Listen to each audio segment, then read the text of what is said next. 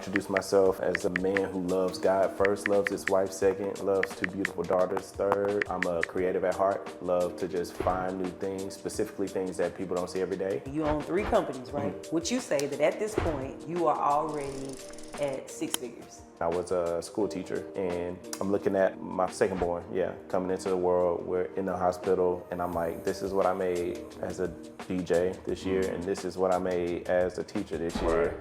I got a decision to make, Okay. I want to have peace of mind when we go out. A lot of creative entrepreneurs need to go from freelancer to entrepreneur, owning an actual system, and the best way to do that is to create another entity.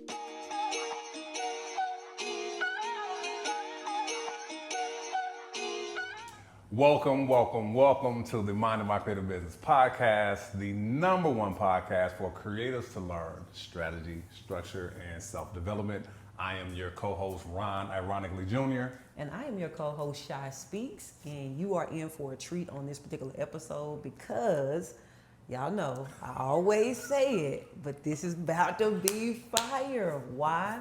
Because this creative medium that we're going into, this format that we're talking about, this creative entrepreneur, is spanning like music, DJ, 360 booth, event world, a signage. Like, listen, I'm telling y'all, lean in. Introducing none other than my buddy, Sergey. Y'all clap it up for him too over there. Appreciate you. Sergey. Yes, welcome. So, Mr. Sergey, that's how we would introduce you, right? How would you introduce yourself?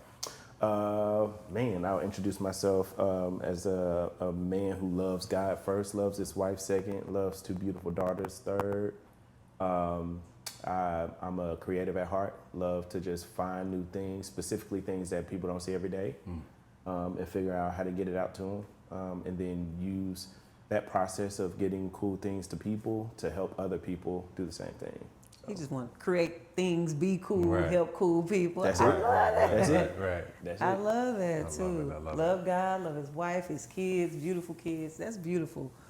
And he didn't say anything about like owning these companies. Because some people can't wait to say that they the CEO of, or Right. so, but he's the CEO. Yeah. We're going to talk about it too. Oh, no, doing some big things. Yeah. We have fun. Let me say, he probably like CEO sounds serious. Let's say he's the owner of not 1, not 2, but 3 companies. Yeah. So you didn't mention that in your lead in, but we have to let you guys know. So I want to go through your story from company number 1 to company number 2 to company number 3 and how they all tie in together. These are not like different worlds, so to speak, but they all have their own. They all have their own space. And the reason why I want to go that way is because it's like a foundation was laid, and then of course you build up on it, right? And so let's get in. You ready to go? Yeah, for sure. All right. So before we start with the first company, you own 3 companies, right? Would you say that at this point you are already at 6 figures? Yes. Okay. All right, okay, so that I just wanted to get that out there so we know we're listening because we talking to a 6-figure business owner right here. Okay, are we headed towards 7? Are we at 7? Come on, let's. No, I'm not at 7. Okay, I was I'm gonna not say, at okay. 7, while it's not necessarily, it's difficult to achieve 7 figures. It's not as difficult as most people might think. Yeah. I think more importantly, reaching 7 figures just brings about a different level of responsibility of the earner. And I'm sure we'll talk a lot about that, structure, right? Strategy, all those things. And so mindset. So no, we're not there yet. Now, I think it's weird to say praise God, we're not, but I feel like, to whom much is given, much is required, right? Yeah. And I think if I were there right now, it'd be crazy. I'd be experiencing much more fire than I'm experiencing now. Okay. And you say praise God, I'm not. I love that because it's different phases and stages. So right now, you have little kids. So I heard, I think it was like, I don't know, I don't want to say his name. I think it was David Shands or one of those other type of like business expert type of persons. But they talked about how they don't want to go to a billion, for example. I don't want to be a billionaire because to be a billionaire, it could happen, but I'd have to like the energy and time and effort that I'd have to focus on building business and getting to that level would take away from like what I'm doing as a husband, what I'm doing as a father, and maybe even some of my own spiritual goals. Like he has some spiritual practices that he wants to stay true to, and that would, for him, not so, for somebody else they may be able to do all that, but for him to get there, it would cause him to have to lean from those buckets, and he's like, I don't want to do that at this particular point in time. I don't know if I'll ever want to do that. Right. And then I'll say like it's a whole nother level of responsibility. I'm not sure that I want to have for my own mental clarity and space. So I love that you said that. It's that counting the cost, right? Yeah. And that's what I think a lot of times, people don't count the cost. So it sounds like you're at that place where it's like, no, I'm counting the cost. Not saying that I may not get there, but at this moment. Yeah. I think in addition to counting the cost, I think there's a level of contentment that you have to understand for yourself, and especially when you have a family, understand what that looks like for your family too. And for me, coming up the way I did and not having much, where I'm at now, I feel very much contented. Like, all right, if this was the ceiling, I'm straight. Right? So I'm not necessarily feeling a sense of I have to get to $1 million, or I have to get to. It's more so, I guess, speaking to mindset, more so, what are we going to do with what we have in the now, and what we're projected to have in the near future? So I like that. Stewardship. Look at him. There we go. That's the word. Yeah, sound grown. Look at him. I say that because I've actually known this current business owner since he was a young boy, So 16? 16, yeah. Like, wow. I look the same though, don't I? Tell us. Yeah. Okay, let's get back to this business. That's a Snapple cat fact. So let's hop in. So we most people know you as Sergey the DJ, right? Now you're Sergey, the multiple business owner, and that the business ownership have come in the past 5 to 6 years in a different way. But at first, the foundation was Sergey the DJ, and so the reason why I want to talk to you specifically, we haven't had any other DJs on here because we try to make sure we're exposing people to, creative entrepreneurs, to people who are basically business minded and they're operating their creativity as a business. And that's one thing I can say about you. At some point, you were a freelance DJ, and then you were like, he was like, okay, I need to turn this into like an actual company, right? And so that's when it became, what's the company behind Sergey? Is it Sergey the DJ? Yes, yeah, great question. So I own a holdings company called Your Turn Entertainment that actually umbrellas over all the other businesses, all the other ventures. My wife and I also own some real estate. And then the companies DFW 360 Booths and DFW Neon are all underneath the holdings company. But the original brand was Sergey the DJ. That literally was just, I started in college. I went to the University of North Texas, majored in radio, television, and film production. And I was working at an apartment complex at the time. And one of my coworkers, we did like a car washing event for all of our tenants, bring their cars down. One of my coworkers brought his board out, and I was like, that's kind of hard. I've been a music person. One of the funniest conversations on music has actually been between me and Shy, because I was talking about never owning a secular music CD or something like that in my life. And you were like, hold on to that. But I was always at that time, the kid burning CDs for people, Sergey, what's this song? Especially in the, Christian hip hop scene or whatever. Like, I was very much immersed in that since I was like a kid. Wow. So music has always been a part of, me. And so I saw that board that my coworker was using. I asked him about it, ended up blowing some refund money on it, went to Guitar Center, went crazy, and was just doing like church events. And all my friends at the time were, young adults getting married, so I would do their weddings. Graduated school, and then it was kind of like I'm doing it on weekends when I'm free or whatever. I still have like my daytime jobs. And eventually it got to a point to where I earned up to a decision. At that point, I was a school teacher, and I'm looking at my second born, coming into the world. We're in the hospital, and I'm like, this is what I made as a DJ this year, and this is what I made as a teacher this year. I got a decision to make. Okay. They're close enough to where it's like, but one got to go. Right. I'm also coming up on 30. I think I was 27, 28. And I had always said that when I'm 30, I'm going to have to make a decision. This is either got to go or it's got to go. And I made a decision to go, quit my job. I was on paternity leave, and told them, hey, I'm not coming back. Yeah. Just jumped full-fledged and started with the DJ company. For my birthday the following year, I bought a 360 booth that's just like an add-on to what I was doing as a DJ. I committed to only DJing weddings because I felt like that was a great way to be a part of people's special day. And while I was doing that, I learned from other DJs that like add-ons, lighting, uplights, monograms, those kind of things kind of helped you add to your business. At the time, I might have been charging $800 for a wedding. But how do I get that $800 to $1,600? Well, I can do this lighting and this monogram and this photo booth. Right. So bought a photo booth, bought a 360 booth, and I'm looking at that and I'm like, COVID hit, and I have a little more time to sit at the crib and like strategize. Oh, all these companies exist in the wedding entertainment field, and they all converge all these services. Right. And so one-stop shop is cool, but at this point I'm looking at how do I build something that I could one day hand down if needed, or get rid of it if needed. Right. I'm never going to get rid of DJing. I'm always going to want to DJ. Right. But you know, if I start a photo booth company that's separate from the DJ company, then I'll have the ability to either sell that off and hand down the proceeds to my children if I want to, or you know, whatever. And so I started a separate entity, DFW 360 Booths, from there in 2021.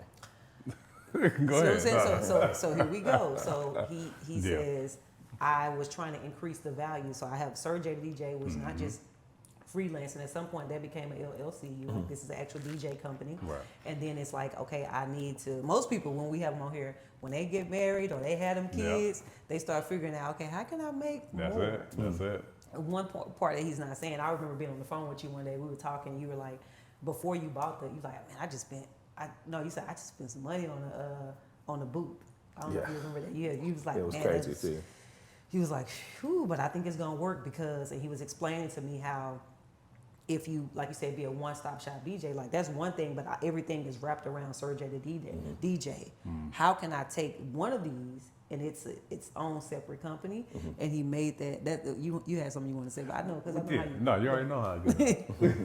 But no, it's that level of self-awareness, right? Where he was like, okay, if I'm only bringing in $800 per gig as a DJ, he's like, what is it that I can now add on or upsell to where I can still do the same amount of work, but now I'm able to increase my revenue, right? And that was just, for you, was that something just that was internal for you? Or like I said, was those outside conversations that you were having? And I always ask that because sometimes we have those aha moments where it's like, okay, I was just in my head figuring it out. But then sometimes we're surrounded by people, or we have mentors or somebody that, you know, offers a suggestion, and then a light bulb goes off. So for you, how did that happen? Yeah, most definitely. So I can't take credit for all the ideas. I've had mentorship since I was a kid, but as it related to business, I'm just really big on networking. Okay. And so I have to shout out a guy named DeMarcus Latcher, aka DJ Bowtie.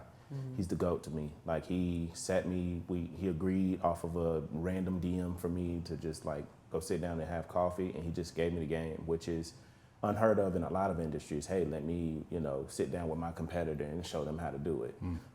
But, you know, he was cool enough to sit down and show me, where at the time I had literally nothing. Between him and another gentleman who took me to my first bridal show expo, his name is Ray Canty, aka DJ Tagman.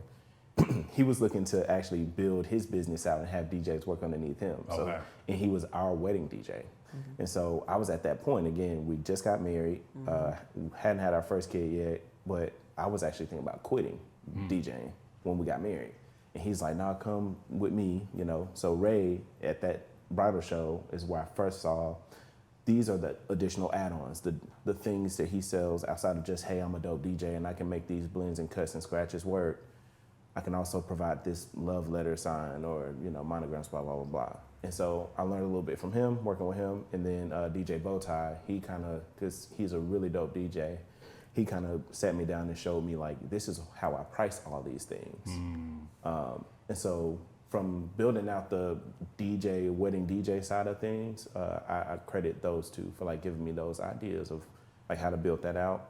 On the DFW 360 booth side, like, you know, turning that into a separate entity, that was just like a wild, like creative idea. the conversation we were having where I was like, I spent all this, I spent 10 bands on a 360 booth. Wow.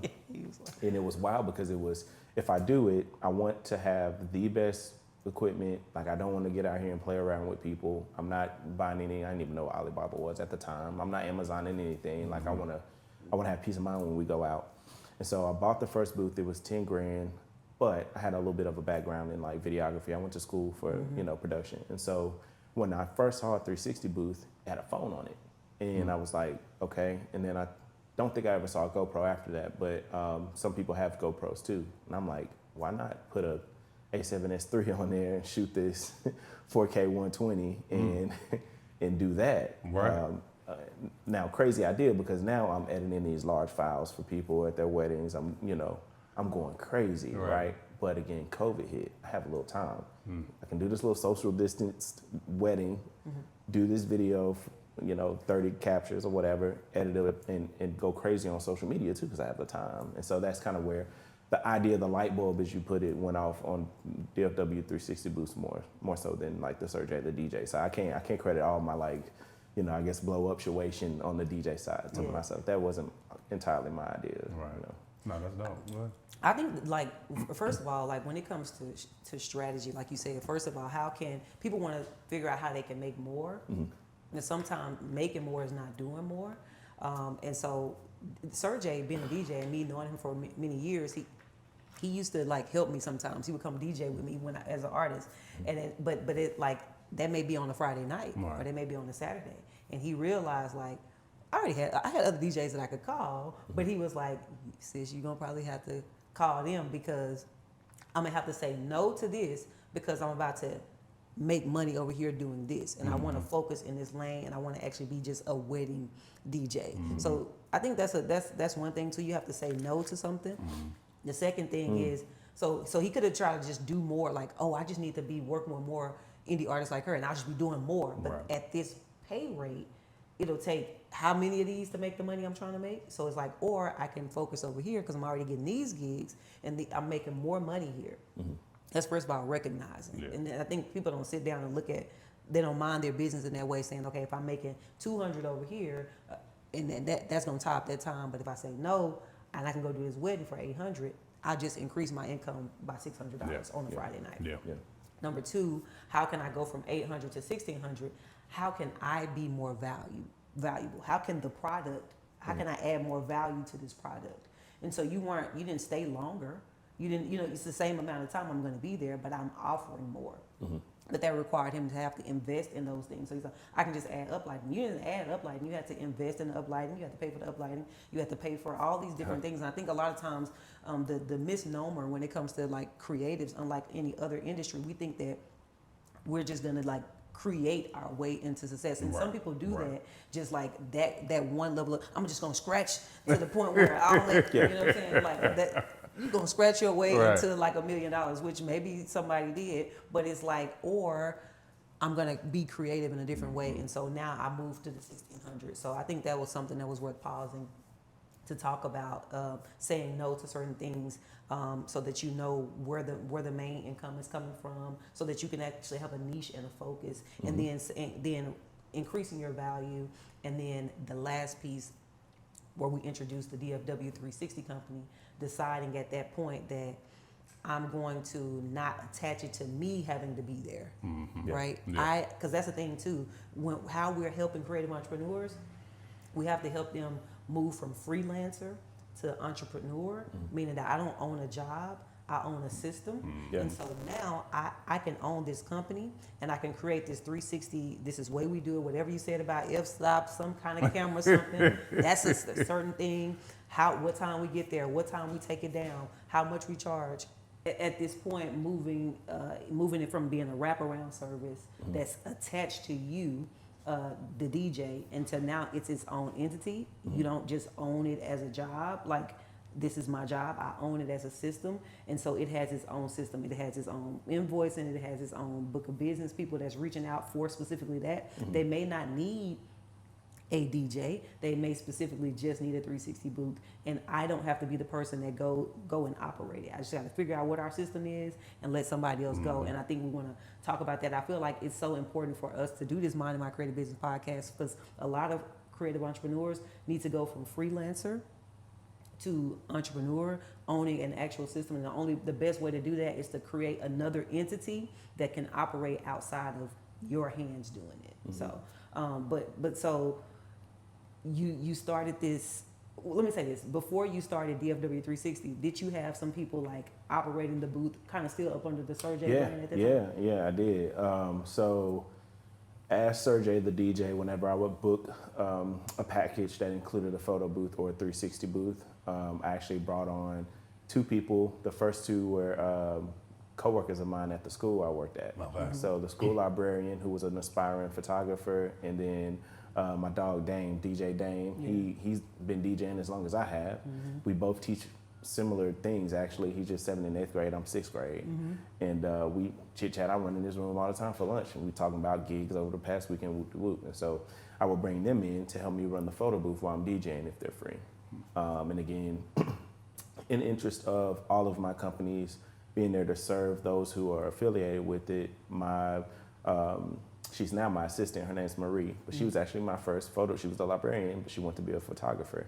So my wife and I, who's also a photographer, blessed her with her first camera and said, "Let's go." Like, and that's the thing about interacting with us too. Is like, hey, if you say it, it's go time, because now I'm gonna put it in your hands and we're gonna see, you know. And so my wife donated a lens. I had an old 60D that I wasn't using anymore, and I was like, hey, we put it in a bag. I pulled up at school one day. Was like, let's do it. Also, photo booths have cameras. All of ours have cameras in them. So you'll learn your ISO, your f-stop, your depth of field stuff, backdrops, yada yada yada, lighting. You'll learn that on site with me. And so they became kind of like my first contractors through Sergey the DJ. Whenever I offered those packages, and then whenever I started DFW 360 booths, they were like the first 2 teammates on board. Wow. No, I love that. I'm hearing a lot of the similarities in just kind of your story as far as, you being in education. Though I'm not directly a teacher, but just working with, young people and whatnot. I'm hearing that, and then just the being mentored, but then also mentoring as well. So that's real big.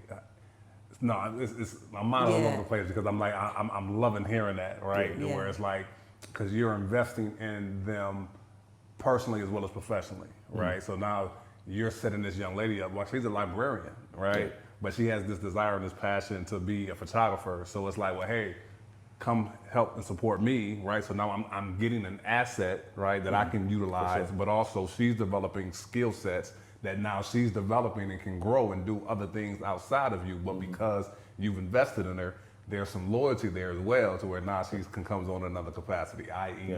shout out to our production manager over there, Shaquille, where it's like the same thing. Like, I bought him his first camera. Nice. You know what I'm saying? So it's like, no, this is dope. This is dope. I think to add to what you were saying about understanding where you are financially and knowing what the next step would be to build business, the foundation of everything, not just in business but in life in general, is like, God put it on my heart to have a thumbprint on as many people's success as possible, and that pushes every mission forward. And so anybody that's affiliated with us, like I make every teammate submit with their W-9 a written list of goals, a 1 year, a 5 year, and a lifelong goal that we're going to assist in you accomplishing, because that's what we're trying to do. I honestly have found out the hard way, I guess, that money is out here to be made. We can make money, and I've seen my success doing it as a sole prop, and making money and being like, oh, okay, God, cool, that was nice, but now being or feeling responsible to people and helping them become successful is like a different kind of motivator, as opposed to just like a money-driven business, because you look up and it's like, oh, dang, we made all this money, now what? Right. If you don't have anything else to go with that, and I feel like you just kind of stay on the train of making more money. Right. And so that leads me to this question. Maybe you haven't thought about this, right? Or maybe you have. But what I hear you saying is that's a passion of yours, helping other people. So do you see yourself going into that coaching space to help others Yes. Okay. And so funny story as it relates to the photo booth industry, I'm kind of seen as odd, I guess. Like there's a going phrase, community over competition, right? Yeah. And a lot of people that say it don't necessarily mean it. Right. Because, if that's the case, when you call them like DJ Bowtie, when I called him and asked him, hey, what's your price and how are you doing this? Then like they want to hide it. They want to, keep it to themselves. I'm an open book with it. And that actually led me to someone advised me to start coaching. It was Jen, the young lady who does social media for us. She was like, you have so much like information, like we should just record this and put out a course. And so I've actually been stewing on a course for like the last 2 years. Yeah. It's mind mapped and all this other stuff. We just never shot it. Yeah. But I don't know if coaching directly, like coming into your office and walking you hand in hand through what as much as just like creating that coursework, or maybe just content that we release for free on our platform would be fine too. But I think that's something I would love to do, because that's just another step, right? Like I would love to be known, if I'm being honest, on the 360 booth side of things. I would love to be known as like a figure or a voice in that industry, you know, because I think that's another way of helping people. I can use that platform to show people how to go about it. And you don't necessarily got to do the, walk in your office and do it personal. I mean, are you familiar with Think Media? No. So look into Think Media. Their format, their format, because they do long form content on YouTube, but then they also have digital courses and whatnot. That they do. So you already have that digital creation space. So that's definitely something you can lean into. That I know you would add value, and now you're creating revenue utilizing your skill set without you having to be hands on, and it can be evergreen and this. Yeah. And that's the reason why I wanted to invite you, because I know that you know a lot about creative-based businesses. To me, creative-based businesses run a little bit different than the standard run-of-the-mill car lot, for example, or just something that, So there's a different nuance that's there. And one of the things that I love that you're talking about with creative-based business is that you're always interacting and collaborating with all these other creatives. How about I help propel them along the way into whatever it is that they're doing? And I think that needs to be a part of the creative industry, period. So whatever it is that you do, if you're not doing any of these companies that we're talking about, I want you to implement that, like leave a thumbprint on as many people as possible and helping them build up on wherever they're trying to go. I actually love that about you. I wanted people to hear from you because like I said, we talked about just going from Sergey the DJ to having the DFW 360, making a hefty investment, and saying, okay, but now I have to like make this money back. And so then now that probably puts a fire up under you. But I know that there's another move that happened, right? Where you went from, okay, I have Sergey the DJ going, and I got the wraparound services with it, created that value. And now I have DFW 360. But then we have this third business, and we're going to talk about that. DFW Neon, okay? Introducing the third business just walked in the room, okay? All right, so now, before I go to that though, how we get to that, one of the things that you said earlier that really stuck out to me is that you said you always had mentors. You want to know the one thing that's holding most creative entrepreneurs back? It's not the talent. It's not even the vision. It's the lack of capital. Every day I watch brilliant creatives miss life-changing opportunities simply because they can't access business funding. Traditional banks, they really don't understand creative business like that. And most lenders, well, they don't care. But guess what? That ends today with the Minding My Creative Business partnership with Credit Savant. You can access up to $150,000 in business credit. You heard correct, up to $150,000 in business credit. They have 0% interest options with 30 plus funding programs designed for creatives just like you. So what I need you to do is visit creditsavant.io now. Tell them MMCB sent you. Somebody is listening to you hoping for a strategy for you to drop as a DJ, or how to get into this photo booth space or this event and wedding space. But there's real strategy. Get a mentor. Yeah. Some of y'all need to get Facts. some of y'all need to get a mentor. Facts. I think even if it's not a business mentor, just having somebody to help you keep a cool head on it. I'll give a very like small example. On a personal level, I needed somebody to talk to when it came to dealing with my frustrations from things within the industry. So when we started DFW 360 Booths, we started it around the time as someone else who named their company DFW 360 Photo Booths. And a lot has come from that, actually. I mean, we can get into the structure and all of that stuff. When I started, I was not playing. I bought the domain. I got the Instagram. I got the domains of every other possible business name. I got the LLC and did all the filings in multiple counties. Like, I was not playing. I wanted even got to the point of applying for the trademark and found out that I can't own DFW 360 Booths because 360 Booths is owned and trademarked by a company in Florida. So it's like you can operate with that name, but if they come knocking, they shoot 360 videos of cars. But if they come knocking and saying, hey, you're impeding on our business, we can fight it in court, but for the most part, it's like, hey, you got to shift, right? But anyway, I know I don't own the trademark, so when another company sends a cease and desist, I'm like, what? From a lawyer. And I was like actually really hard pressed and like upset about it for a little bit. And more recently, the owner of that company actually shows up to one of our events at Globe Life Field. We're in the middle of the recent, I don't know what it was. I wasn't there, but one of my guys calls me. It's like, hey, a lady is up here with her shirt on and saying like she has paperwork to shut us down and we need to get you. So I'm frustrated by that stuff because it's like, man, you're impeding on our business. It doesn't look good for any of us, honestly. And a mentor, somebody to help me keep a cool head. You know, they don't understand anything about photo booths. They don't care about f-stop and ISO. They don't care about lighting, any of that stuff. But they care about me, and they care about you know, me understanding as a person, and especially as a man, a guy, how to carry myself. Not to call that woman going crazy. You know, not to go and take unnecessary legal action and spend a bunch of money.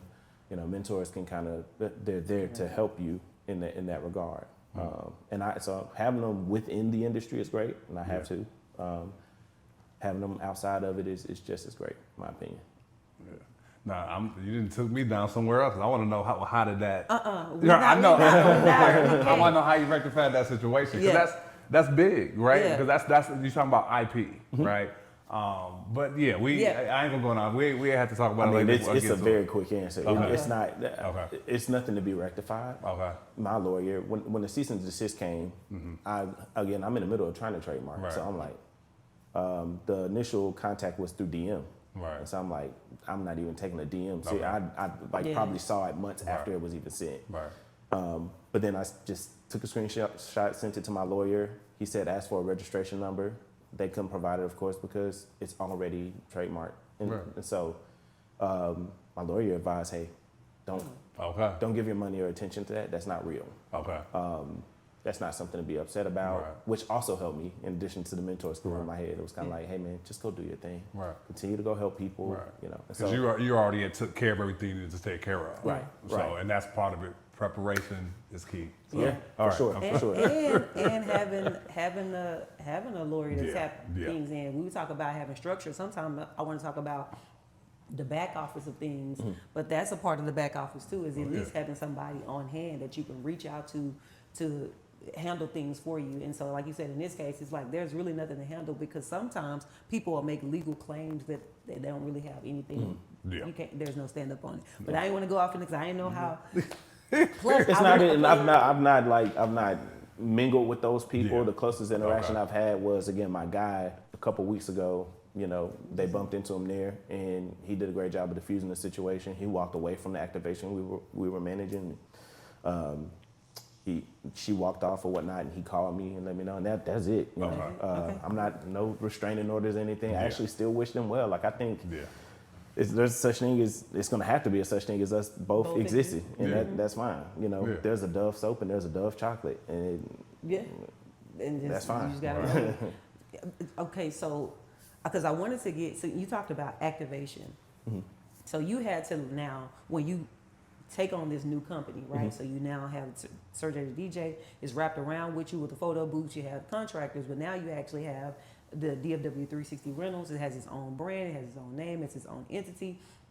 And it's its own world to a degree that's separate from your world. So you had to learn about that.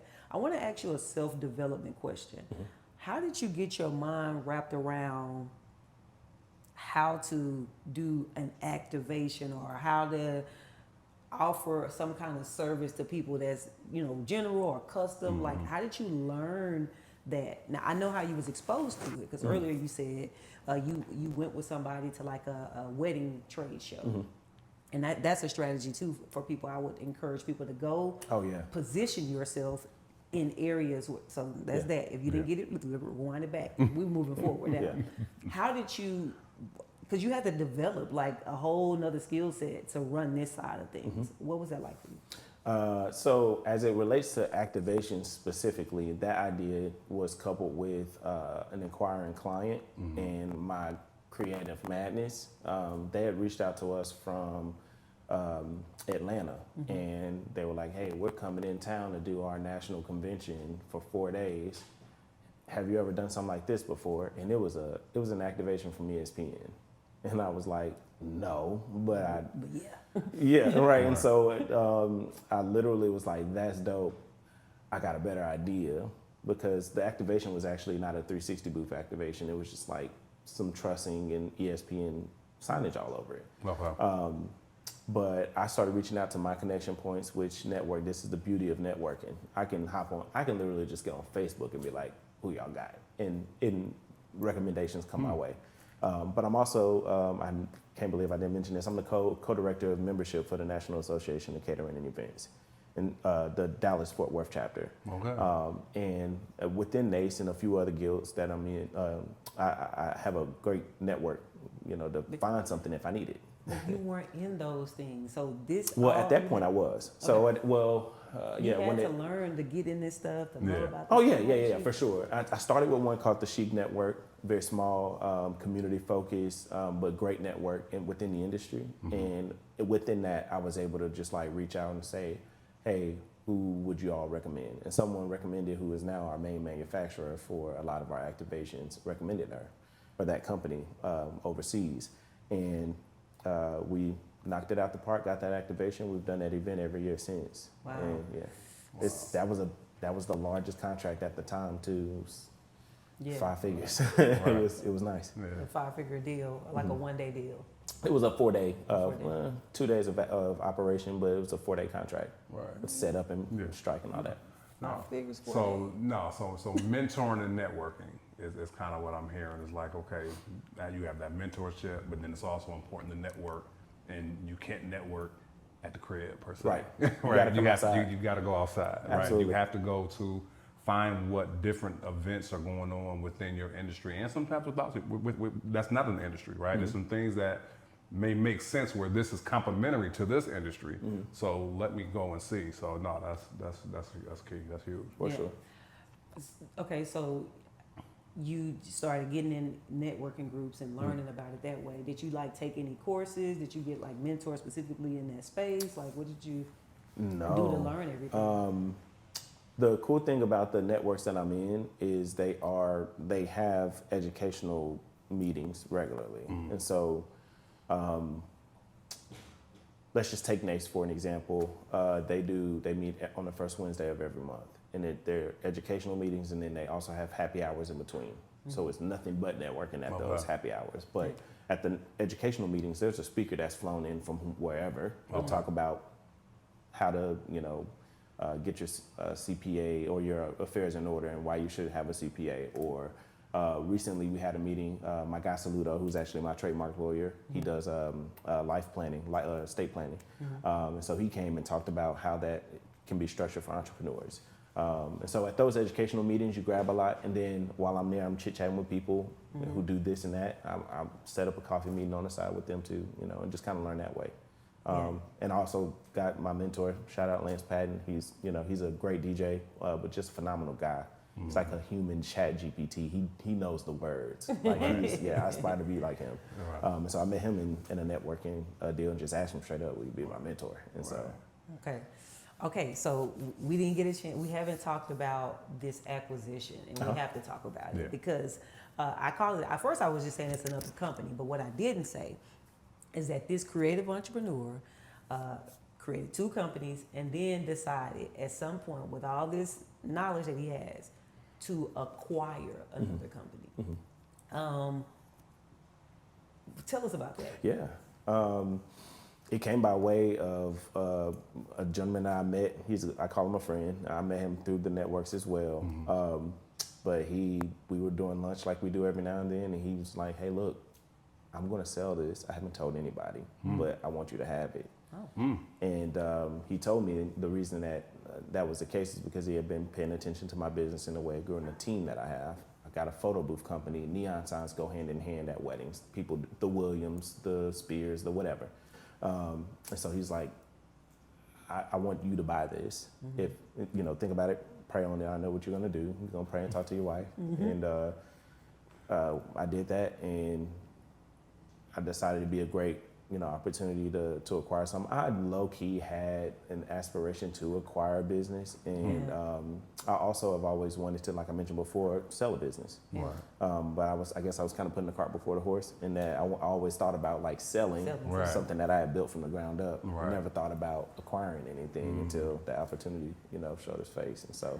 So did you acquire is this a 6-figure business at the time, or is it something like, okay, it's low 5-figure, but I feel like I can get it there? Like what? For sure, 5-figure that I knew we could get to 6 figures. We haven't gotten there yet. It's still very much in the infancy stage. I think another big reason he sold to me is because he was so proud. He was doing everything by himself, and he was like, he literally told me, I know I'll make more money, because he still hosts a small revenue share.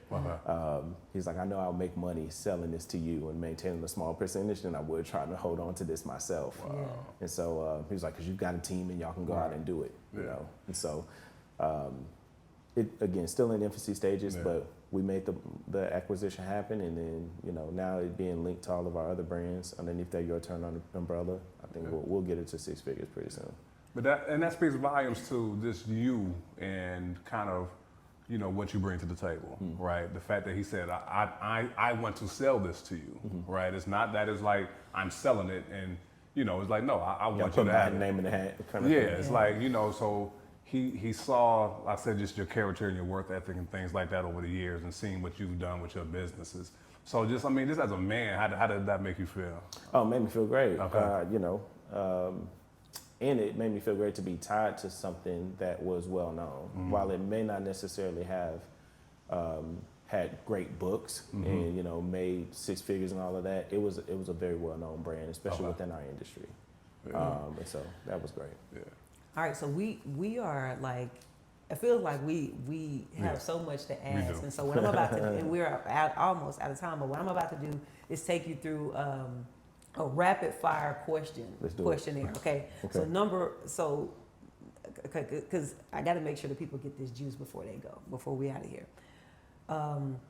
If someone is looking, they're a creative entrepreneur and they're in the space, you're in the event space, event industry, wedding events, but maybe they're in a different industry, but they have an opportunity to acquire a different type of creative based business. Now knowing what you know, what's something that they need to have in place, like from a back office perspective? Because that's what a CPA. Hands down. You gotta have a CPA. You want to structure your business. This wasn't the first acquisition that I sat at the table for. I sought to buy another photo booth company out once, and when I sat with the owner, I asked him for a profit and loss statement, and he couldn't produce it for me. So the deal was off the table. And then that was a 6-figure deal potentially. I'll be candid, it was a $250,000 deal. And he couldn't produce a profit and loss statement for me. And so he's like, I talk to my CPA once a year, and that's, without structure, you're not really operating in good business. So having a CPA, having a lawyer, having a financial advisor, and then having some access to capital as well. Okay, having some access to capital. Now we know you were making capital, some earned capital, but did you have some other capital that you were able to access like business credit or some grants or some investors or what was the other capital? You know what's cool is I would love to get into grants more. Yeah. My younger sister sends me a new link like every other week. You need to apply. I'm like, I do not have time to apply for grants. We've been, as they say, out of the mud for the majority of my tenure, as an entrepreneur. But we do have a little bit of capital from our bank. It's not a crazy, endowment or anything, but it's enough to, if things get shaky with payroll, bless God, I've always been able to make payroll, but if stuff got a little shaky, we'll be fine. Yeah. Having that in the tuck has definitely been helpful. But there are resources and products that are available, lines of credit, if you got good business credit, which is something I'm also working on building, just good business credit. Yeah. Especially when I was buying booths for $10,000, like that would have been that would have been a perfect time to actually build it out. I just didn't know at the time. That like, hey, I'm just buying it cash and moving on. Yeah. That's the perfect point for us to introduce this concept and this company that we've been talking about. The sponsor of this podcast is Credit Savant. CreditSavant.io is where you can go if you want to actually get access to funding, business credit. It's actually a company that Ron and I own part of as well, and so we thought it was important to not just give people strategy and structure and self-development tips, because some people have all of that, but what they need is money. They just need funding. They need capital, and like you just said. And so what we decided is that, hey, we want to start offering that. And so this company is sponsoring this podcast. And if you're listening to this and you just heard what he said, it's like, okay, I guess I need to get that capital because I can go spend $10,000, but I don't have the $10,000 capital like he has. Right. If I can get a business credit card for $20,000, I can go buy something for $10,000 and build my business credit from there. Go to CreditSavant.io. So I just had to. That's definitely not a shame. Unshame, no shame, no shame. For sure. Don't be afraid of credit either. I think I've heard of companies. I have connections to certain companies that are hundreds of millions of dollars up, and some hundreds of $1 million in debt, and that's normal. Yeah. So. Couple of quick questions for you. So what's your minimum? We know where you started with DJing. Couple $100, $800, $1,600. What's your base package for DJing right now? DJ, I'll start at $3,100. Okay. If I go, it'll be $3,100. It'll come with some uplighting and things like that. But for me to do your wedding, it's gonna be $3,100. I have a few associate DJs that work with me as well. They'll start at $1,500. Yeah. How many DJing gigs would you say you do a month? My sweet spot is literally one a month. Oh, that's what you like. Yeah, I don't want to do more than one. Yeah, because you bring something. I have, and I'm needed here, and here. Yeah. At my price point, and at the value that I know I'll bring to a wedding, one a month allows me to focus on bringing that value to the wedding. It also gives me enough space to operate in all the other capacities I need to, and then most importantly, it allows me to give business to my teammates, my associate DJs. They can go out and knock it out the park. No. So me, I feel like we didn't get to talk about associate DJs. We didn't talk about we did talk about pricing a little bit. Okay, so with the DFW, the DFW 360, what's the base package for that? Our most popular package is $1,000. It's a 360 booth. We're DFW 360 booths, and it sounds like all we do is 360 booths, but the concept is actually all around photo boothing. And so this magazine booth now is the new rave, right? And everybody wants that. We do regular photo booths. We have some not so regular photo booths, the phone booths, all kinds of things. Right. But the most popular package that goes out is our quick spin. It's $1,000. It's a 3-hour 360 booth operation. It's comes with an attendant, some lighting, all the cool stuff. But $1,000 to get you right. Now, at some point, you needed to shift over to doing this custom package. Like you said, that client that called and it was a 5-figure deal. How did you know how to price that? Or did they kind of give you like what?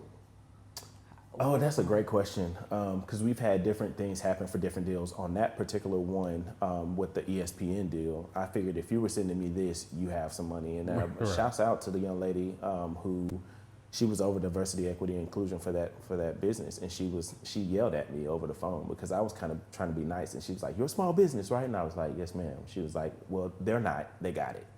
So she kind of pushed me to charge a little more, which got us up to the $10,000 mark for that particular activation. But knowing how to price that came out of a bunch of research. Yeah, Just in, gotcha. you know, I do try to make a 55% margin, profit margin at all of our sales is what I try to shoot for. No, that's dope. 55%. And that's good. So y'all hear that? He profit margin. So he's trying to make that 55%. So knowing he knows what the equipment is going to cost, he knows what his staff is going to cost, he knows all these things, that insurance that I'm paying out, but I'm going to now tack on that 55% so that I can walk away with a profit. Yeah. So this one's that's sure. good. That's good. When it comes to DFW Neon, right?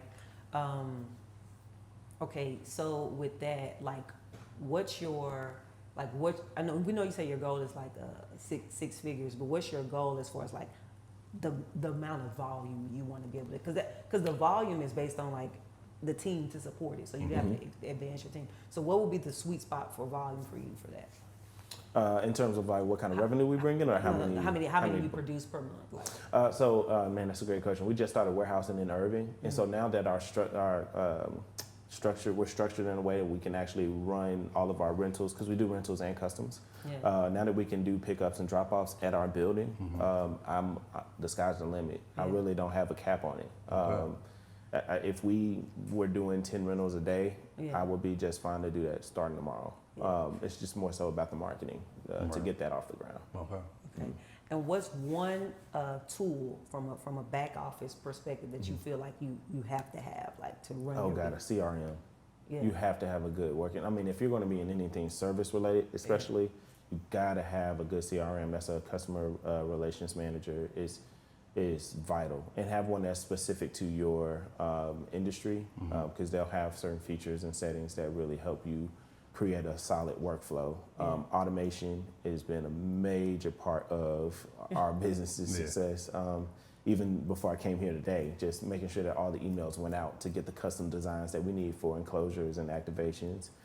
Making sure we have a phone booth that's going out tomorrow, making sure that the custom greeting that people hear when they pick up the phone and leave a message is in there. Yeah. So all that is all managed through a CRM. Yeah. That's number one.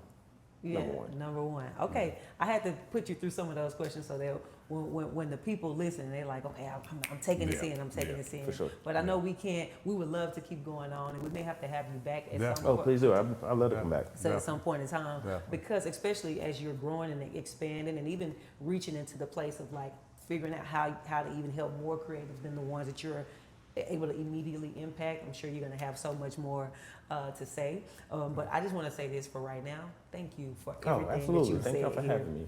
Everything that you represent as a man, as a company owner, like the just like your overall presence and your goal for having impact over income, but we still focusing on income. You know? But the fact that making sure that that's there, I oftentimes, and I'm going to say this, take my liberty as a woman, I most of the time hear women talk about making sure that there's impact there. Most of the time, men is money.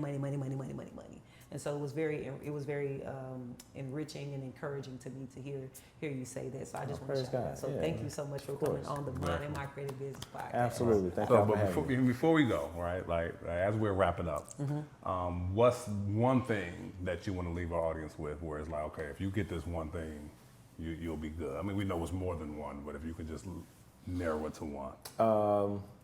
At the heart of every endeavor, business or otherwise, but even in business, there's a person. Multi-billion-dollar company, Fortune 500, whatever, a decision has to be made by a person. So if you're a service provider, you're going to have to get down to speaking to a person and satisfying the need or solving the problem of the person. And for us, going even deeper into that, serving somebody. So a harder service will take you further than you might think. I love it. No, I thank you. love Thank you, it. thank you, That's thank true you. too. That's so true. We always think about this product, this is a 5-figure deal. This is a 10. On the other side of that deal is somebody that needs to be satisfied or something that needs to be satisfied. So serve. I love it. I appreciate it.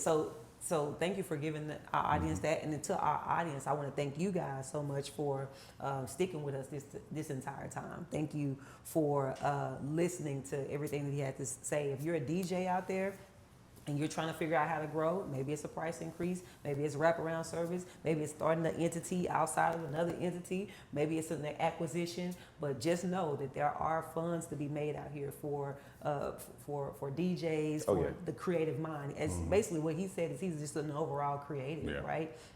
From film, TV, DJing, music, just all of that. There's a way for you to tie all of that, but as long as you mind your creative business, listen, there's funds there. So I thought he would be a perfect example for that. So thank you guys. Also, we want to encourage you all to do something. Yeah. Join the Creatives Corner community. All right. If you go to our website, www.mmcbpodcast.com, that is www.mmcbpodcast.com. You can join the Creators Corner, where you will get a newsletter as well as be involved with a Facebook community where you're surrounded by other creatives that are going to help you just grow. Probably find some mentorship, like was mentioned here earlier, as well as just accountability and things like that. And then the newsletter gives you strategy, structure, and self-development that you need to grow as a creative entrepreneur. So and also we want to encourage you to, if you have not already, it's so quick. It's going to be real quick. Just hit like the video. Yeah. Like Subscribe. the video. You Yeah. hit subscribe. All you Yeah. gotta do is hit the subscribe button. This is a one click, boom, we're right there. Now, before we get out of here, there is one thing that I like to do. You've been listening, we've been talking, but we want to give you an opportunity to talk as well. I want you to say this mantra with us that we say at the end of every episode. Okay, and then everybody say it, Sergey included. All right, so here's what we're gonna say. I want you to repeat after me. All it takes is intention, consistency, and laser focus to mind my creative business. To mind my creative business. Peace. Peace.